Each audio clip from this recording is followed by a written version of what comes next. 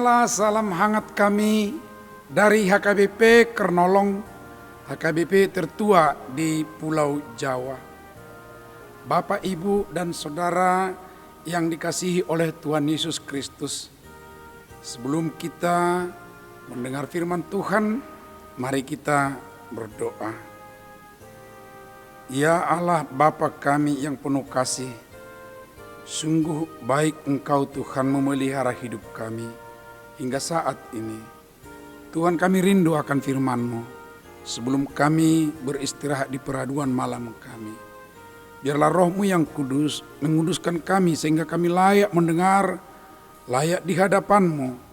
Terima kasih Bapa, di dalam anak-Mu Yesus Kristus kami berdoa. Amin. Firman Tuhan bacaan malam ini adalah sesuai dengan Almanak HKBP dari 1 Korintus 15 ayat 35 sampai 49. Dan yang menjadi pembimbing renungan kita adalah dari ayat 44 mengatakan, yang ditaburkan adalah tubuh alamiah, yang dibangkitkan adalah tubuh rohania.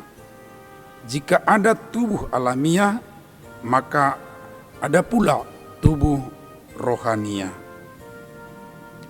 Tubuh kebangkitan, tubuh rohania. Seringkali muncul pertanyaan, bagaimanakah kita kelak setelah mati dan dikuburkan? Lebih rumit lagi pertanyaannya, bagaimana nantinya orang yang pada saat hidupnya kakinya diamputasi dan dikuburkan, tetapi di saat sisa tubuhnya meninggal dunia lalu dikuburkan, bagaimana dengan kaki yang diamputasi itu? Karena waktu penguburannya tidak bisa lagi disatukan. Apakah nanti dia akan cacat tubuh jika dibangkitkan? Paling sulit lagi, bagaimana dengan anak-anak yang meninggal dunia? Apakah nanti mereka tetap sebesar tubuhnya ketika dia mati? Sobat renungan malam Shalom, memang Alkitab tidak berbicara soal dimensi, ukuran tubuh, dan hal-hal yang berkaitan dengan keduniawian yang disebutkan. Hanya ada disebutkan bahwa nanti orang-orang percaya akan dibangkitkan dengan tubuh yang sama seperti yang dikenakan kepada Yesus. Sebab dialah yang sulung dalam kebangkitan, dan kita akan dibangkitkan seperti dia. Inilah yang disebutkan oleh Rasul Paulus dengan tubuh rohania atau tubuh surgawi. Dan jika kita hubungkan dengan usia, saat Yesus mati di kayu salib, dia baru berusia sekitar 33 tahun. Lalu bisa muncul pertanyaan, apakah nanti kalau orang-orang percaya dibangkitkan, semua jadi bertubuh baru seperti usia 33 tahun? Yang tua dan jompo tadinya menjadi muda, itu tentu pemahaman itu. Dan anak-anak atau remaja ya akan seperti tubuh 33 tahun. Hal-hal seperti ini tidak disebutkan oleh firman Tuhan, saudaraku.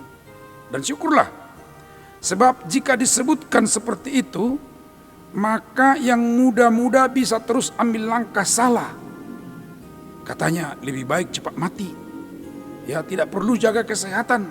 Toh nanti kalau kita mati akan ada tubuh baru dan akan seperti tubuh Yesus yang bangkit itu usia 33 tahun. Dan sebaliknya saudara-saudara yang berusia sangat tua sekarang ini akan menjadi menyesal jadi tua. Sebab nantinya katanya lah ya akan sama saja dengan seorang pemuda yang sudah pernah dilaluinya.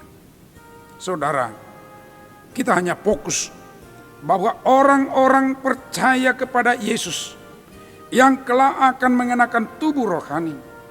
Apa bedanya dan apa kesamaannya dengan tubuh alamiah atau tubuh duniawi?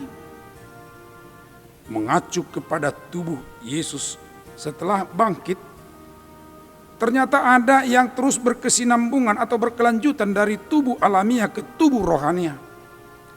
Tetapi sebaliknya tidak dapat dipungkiri bahwa ada hal yang baru, yang sangat beda antara tubuh alamiah dengan tubuh rohania itu. Saudara, secara singkat persamaan itu bisa kita lihat bahwa suara dan wajah dapat dikenali. Ingat bagaimana murid-murid Yesus setelah kebangkitan Yesus bisa kenal dengan suara dan wajahnya. Yang kedua bisa berdialog. Yang ketiga dapat makan. Ya, beberapa kali kita dengar setelah kebangkitan Yesus bahwa Yesus bisa diraba dan dipeluk.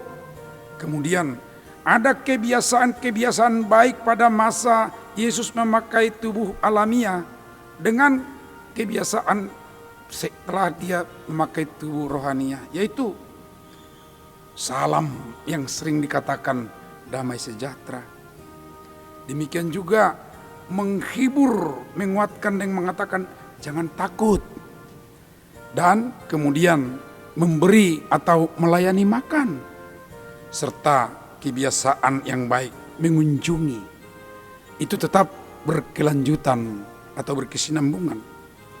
Tapi perbedaan yang paling nyata, yang paling hebat saudara-saudara, bahwa tubuh rohania sekejap ya bisa menghilang. Bisa juga muncul tiba-tiba. Itu pengalaman ketika bertemu dengan murid-muridnya. Dan dia tidak lagi dibatasi oleh dimensi ruang. Sebab bisa muncul walaupun pintu, jendela tertutup, tapi dia bisa masuk.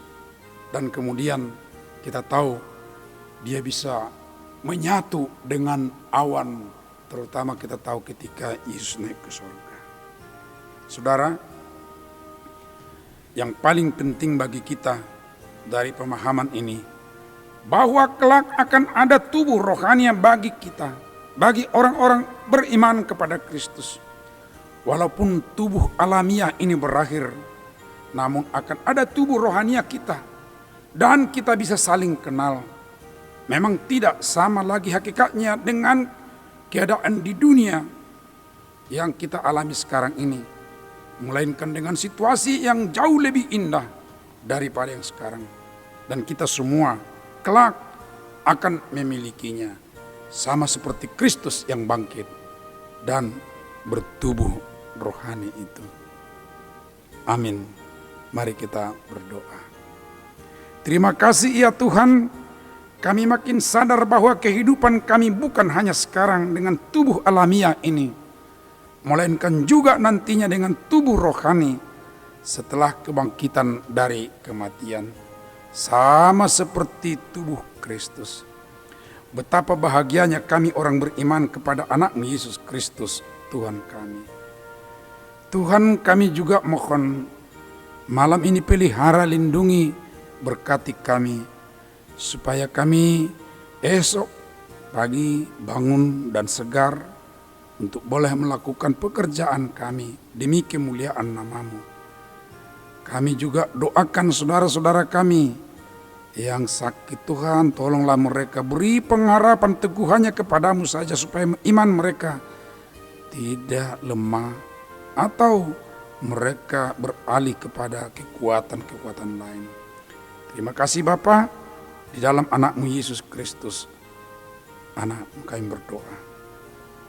Anugerah Tuhan Yesus Kristus, kasih setia Allah Bapa, serta persekutuan dengan Roh Kudus menyertai kita malam ini sampai selama-lamanya.